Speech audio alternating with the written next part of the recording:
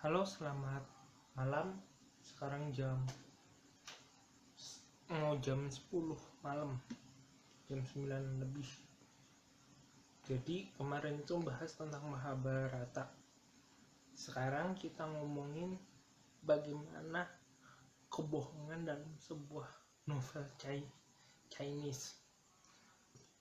Mungkin kalian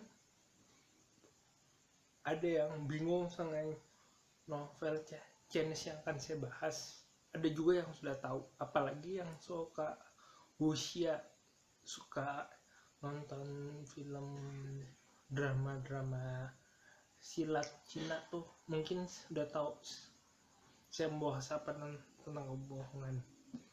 Ya, saya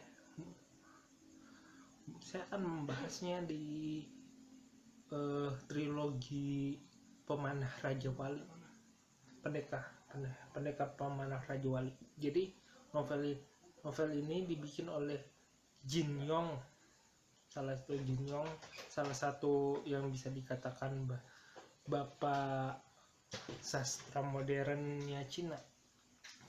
Tapi bukan hanya di Cina juga dia berpengaruh, tetapi di beberapa negara yang dulu kekuasaan Cina tuh dia cukup berpengaruh. Bahkan di Jepang pun dia juga memiliki pengaruh. Nah, beberapa novel Jin Yong itu memiliki basisnya sendiri. Banyak perdebatan tentang novel apa yang menjadi hitsnya sendiri. Ada yang bisa mengatakan semi god demi devil, ada yang bilang ya, pendekar pangeran menjangan, ada yang bilang pendekar binal, ada yang bilang mungkin triloginya pendekar Raja Wali. Jadi cukup banyak lah. Hingga kalau di YouTube sekarang ada serial santuy retro, ada juga Wuxia Library yang juga bahas. Kalau kemarin itu kan juga banyak ya. Jadi apa hubungannya kebohongan dengan karyanya Jin Yong? Mari kita bahas.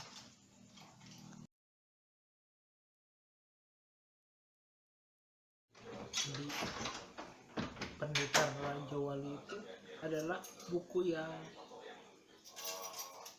cukup banyak, soalnya ada buku itu terbagi dalam 12 buku. Dari 12 buku itu terbagi dalam beberapa judul. Dalam beberapa judul itu dibagi oleh 3 bagian. Buku 1, 2, 3, 4 itu dijadikan oleh dengan judul besar Legenda Pemanah Raja Wali Kedua Indonesia. Bakal di media populer sendiri sudah difilmkan, sudah dibikin drama seriesnya. Itu dalam judul besar Legenda Pemanah Raja Wali. Judulnya misalnya juga lebih kompleks ya. Ada 4 peran utama, banyak pemeran pembantu, ada juga peran tokoh-tokoh yang cukup punya porsi-porsi dalam mempengaruhi jalannya cerita. Sebenarnya kan ada Gojing yang bisa dibilang tidak terlalu pintar atau dibilang bodoh atau dungu, lambat berpikir. Ada pasangannya adalah si Wang Rong yang sudah cerdas, pintar, mampu menyusun strategi, mampu memahami teka-teki, cukup bagus dalam sastra, punya kemampuan silat yang cukup bagus. Terus ada juga Yang Kang pangeran cerdas, cerdas, walaupun kemampuan silatnya masih cukup bisa dikatakan di bawah Gojin dalam perjalanan cerita, tapi kecerdasannya dalam menentukan strategi cukup menjual dalam cerita. Nah, pasangannya adalah Monanchi, anak angkatnya bapak kandungnya si Yang Kang. Dia anak yang pintar, baik, tapi namun juga polos dalam cerita tersebut. Yang saya katakan adalah bahwasanya kalau dalam cerita ini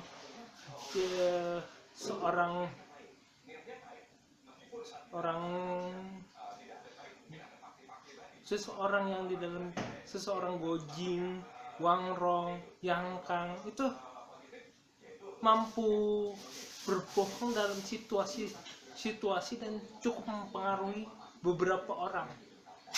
Contohnya pada dalam perjalanannya Wang Rong bisa menipu beberapa orang dan memperalatnya. Bahkan racun barat yang dikatakan pesilat sesama senior dengan ayahnya si Sesat Timur, dia mampu, si Wang Rong yang anaknya Sesat Timur mampu menipu pesilat tangguh seangkatan ayahnya. Ataupun Gojing yang bodoh pun dengan bimbingan sedikit dari pengemis utara mampu membohongi seorang racun barat atau Yang Feng sendiri sama-sama. Jadi Ong Yang Feng yang pernah menipu Sesat Timur, yang Sesat Timur seorang seangkatan dengan dia mampu, si racun barat pun mampu ditipu oleh dua orang yang terkesan masih amatiran. Karena kalau saya baca, saya tidak membaca bukunya ya, karena bukunya itu di marketplace itu di angka 1,2. Saya baca di komiknya dari beberapa versi. Pangeran ini Raja Wali, ceritanya itu adalah memang hampir kemampuan dan alasan menipu itu kadang-kadang alasan cara berpikir mereka, beberapa tokoh itu, dan menyebabkan banyak orang yang termakan oleh tipuannya. Dan itu adalah sebuah jalan cerita yang awalnya cukup sederhana, tapi dalam perjalanan yang cukup kompleks, dan kebohongan dari beberapa tokohnya adalah kebohongan yang sepertinya hampir murni campuran situasional dan mampu melihat karakter orang. Ya, itu. Dan selanjutnya kita akan mengarah ke kembalinya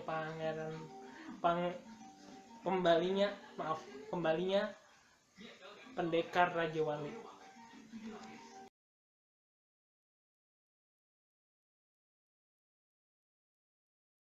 Ya, kita bahas kembalinya pendekar Raja Wali. Kalau di Indonesia kembalinya pendekar Raja Wali cukup umum judulnya itu, tapi orang lebih suka nyebutnya kisah cinta Yoko dan Bibilo. Memang kalau di Indonesia juga istimewa karena ada satu peran dalam cerita Yoko tuh diangkat dalam sebuah drama laga Indonesia. Jadi Yoko itu dijadiin Sudawira di Angling Dharma, terus Bibilong dijadikan tokohnya istrinya itu Pitaloka. Nah, saya tidak mau membahas misalnya perjalanan cinta mereka ya, tetapi gaya perubahan yang digunakan Jinlong kembalinya pendekar Raja Wali itu sempat berpikir kalau saya ingin menambahkan di cerita yang dengan segmen yang lalu bahwa kalau di pendekar pemanah Raja Wali bahwa kebohongan itu sangat sama kayak di segmen Mahabharata, cukup situasional ataupun si di ini juga melihat orangnya. Jadi kayak ada hubungan hubungan kayak benang merah antara si orang yang sedang berbohong dengan orang yang mencari kebenaran tersebut. Dan orang yang mencari kebenaran terkadang mudah dipengaruhi, meskipun ada kebohongannya dalam kisah, ada kebohongan yang gagal dan berhasil. Seperti kita ambil contoh waktu di Lembah Putus Cinta, di awal-awalnya si Yoko sama rombongannya sama Hakim Rodamas itu datang ke Lembah Putus Cinta. Hakim Rodamas tuh sedikit bersaksi bohong supaya kemampuan Yoko dan Bibilong tidak mesra lagi, tidak terkait lagi, karena salah satu pikiran panjangnya si Hakim Rodamas itu adalah bagaimana memecah kemampuan yang sebenarnya sudah sempurna ini, ataupun bagaimana Yoko di perjalanan kisahnya mampu memperdaya banyak lawan dengan tipuannya, dengan kebohongannya, termasuk waktu sempat hampir menyelamatkan si Guangfu yang masih bayi. Nah, kalau Jin Yong seperti mengisyaratkan bahwasanya bahwa selain kemampuan silat yang tinggi, tenaga dalam, kemampuan bersiasat dalam perang, kebohongan adalah salah satu cara untuk mengalahkan lawan, meskipun sedikit dianggap nyeleneh atau tidak sesuai dengan norma kependekaran. Dan terakhir kita akan membahas cerita Jin Yong terakhir yang sebagai puncak dari simbol kebohongan adalah senjata yang cukup besar di pedang langit dan golok pembunuh naga.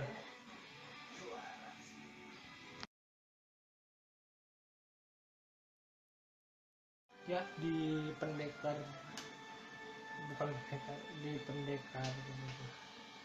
Raja Wali ini, legenda pendekar Raja Wali, bagian ketiga adalah bagian bisa dikatakan bagian klimaks, bagian yang cukup banyak tokoh-tokoh yang punya pendekatannya sendiri. Kalau tentang kebohongan, justru ini yang kalau dilihat di situasi terakhir cukup mirip dengan jadi kalau kalian nonton The Cloud Kung Fu Master yang diperankan oleh Jet Li, sekarang udah ada versi pembaruannya, jadi kalian bisa mendapatkan sedikit ini yang gue tunggu, pendekar pedang langit dan golok pembunuh naga. Kalau orang yang suka sospol itu pendekatannya dua, antara pedang langit dan golok pembunuh naga itu kayak pertemuan antara Machiavelli dan Confucius. Misalnya golok pembunuh naga itu adalah kekuasaan sang kaisar, pedang langit itu kayak suara rakyat, suara Tuhan itu, ya itu cukup mirip dengan istilah Latin politik itu suara rakyat, suara Tuhan, dan cukup simbol naga itu sebagai kekuasaan tertinggi itu di Asia cukup menggambarkan dua pandangan timur dan barat. Oke, kita cukup ini. Yang menarik dalam ini yang sangat saya katakan terkait dengan kondisi terakhir adalah bagaimana selain siapa yang menguasai pedang langit itu, siapa yang menguasai golok naga bisa menguasai dunia, dan hanya pedang langit yang bisa mengimbanginya. Itu biasa fragmen yang paling bagus menurutku dan sangat kuat kondisinya dalam masyarakat sekarang dan isu-isu sekarang adalah fragmen perempuannya. Semakin cantik perempuan, semakin mudah berbohong. Semakin cantik perempuan, semakin mudah berbohong. Semakin cantik perempuan, semakin mudah berbohong. Itu adalah fragmen yang akan kamu temui, baik itu di komik, baik itu di drama series, baik pun di filmnya. Semua di Golok Pembunuh Naga dan Pedang Langit dan Golok Pembunuh Naga, kamu bisa ketemu semuanya. Kutipan yang sebenarnya itu simbolis, itu adalah sebuah clue dalam jalannya cerita. Perempuan cantik bisa dikaitkan dengan orang yang punya status, baik itu laki-laki perempuan, itu punya posisi yang terkesan dominan dalam cerita Golok Pedang Langit dan Golok Pembunuh Naga. Bukan hanya Domin memang cantik, Wuji memang baik, Zhang Wuji memang baik ya, tetapi terkesannya dia lebih lemah dalam beberapa posisi tawar. Terkesan memang benar kata Fires, dalam penceritaan serial santuy atau retro serial santuy terkesan ingin membahagiakan banyak orang sebagai pemimpin terbesar, baik dari sekte, jadi pemimpin dari ikatan banyak sekte. Ini jadi terkesan dia cukup ingin mengorbankan segalanya untuk mendapatkan sebuah penyelesaian yang terbaik.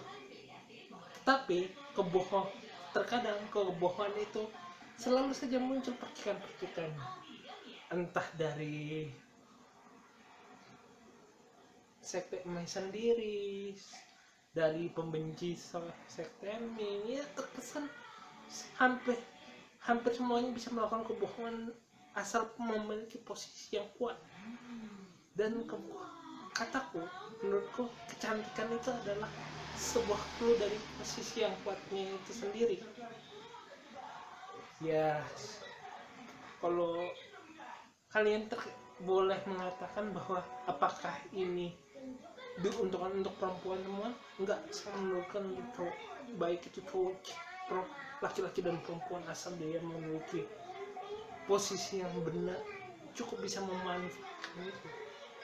Dan situasi sekarang ya terkadang juga seperti itu, tidak peduli dalam instansi pemerintahan atau instansi yang lain, semua bisa berbohong dan semua bisa jujur asal posisi di mana mereka yang kuat.